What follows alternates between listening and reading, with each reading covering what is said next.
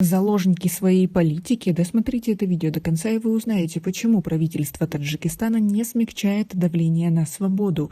Подписывайтесь на обновления и точно будете в курсе всего самого важного. Продолжающаяся критика в адрес официального Душанбе из-за ограниченных свобод растет, но не улучшает ситуацию в стране. Начало мая, как и несколько предыдущих месяцев, оказалось богатым на критику в адрес властей Таджикистана за нарушение прав человека. В ежегодном отчете Комиссии США по международной религиозной свободе, опубликованном 1 мая, Таджикистан был назван в числе 17 стран, вызывающих озабоченность в плане религиозных свобод. Среди прочих рекомендаций правительству США в документе предлагается провести точечные санкции в отношении властей этих стран. Публикации документа предшествовал визит специального докладчика ООН по свободе религии и убеждений Назылы Гани в Таджикистан в середине апреля этого года. Правозащитница выразила обеспокоенность ситуацией со свободой совести и вероисповеданий республики и отметила, что рамки применения свободы и религии в стране тревожно далеки от международных стандартов в области прав человека. Гани отметила, что Таджикистану следует оставить позади прошлое, связанное с гражданской войной, и защитить свободу религии и убеждений.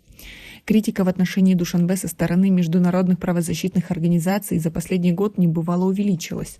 Однако, по словам политического обозревателя Хайрулло Мирсаидова, таджикские власти чаще всего предпочитают ее игнорировать. Отдаление главного патрона Таджикистана, России, от Запада и демократических ценностей привело к тому, что в Душанбе еще больше перестали соблюдать права и свободы человека.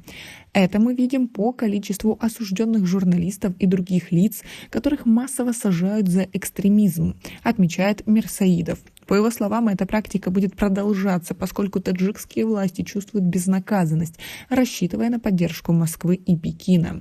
Таджикские чиновники, в свою очередь, часто ссылаются на тихую дипломатию в обсуждении острых вопросов. Пресс-секретарь Комитета по делам религии при правительстве Таджикистана Афшин Муким отмечает, что их комитет имеет соответствующий ответ на каждый пункт, отраженный в отчете спецдокладчика ООН по свободе религии и убеждений. На последней встрече главы комитета со спецдокладчиком эти вопросы обсуждались. Сейчас мы ожидаем выводов со стороны ООН, отмечает Афшин Муким. Власти Таджикистана не признают подавление гражданских прав и свобод человека и связывают свои действия с борьбой против преступности, экстремизма и терроризма. Замминистра внутренних дел Таджикистана Абдурахмон Аламшазада на сессии Комитета ООН по ликвидации расовой дискриминации обосновал проведение спецопераций в Гбао и задержание активистов из этого региона тем, что они имели тесные связи с такими экстремистскими террористическими организациями, действующими в Афганистане, как ИГИЛ, Аль-Каида, Ансаруллах и другими. Нарратив, который скептически воспринимается правозащитниками и экспертами. Социолог Кадир Худайор говорит, что власть в нынешнем состоянии не может позволить себе политические реформы и из-за этого игнорирует рекомендации в области прав человека. В первую очередь, реформирование внутренней политики не приоритет нынешней власти.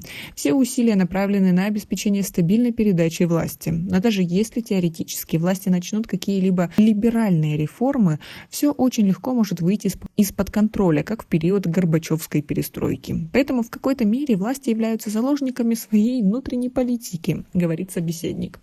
Вы согласны с таким мнением? У нас пока на этом все. Оцените наше видео подпиской и лайком. До скорой встречи.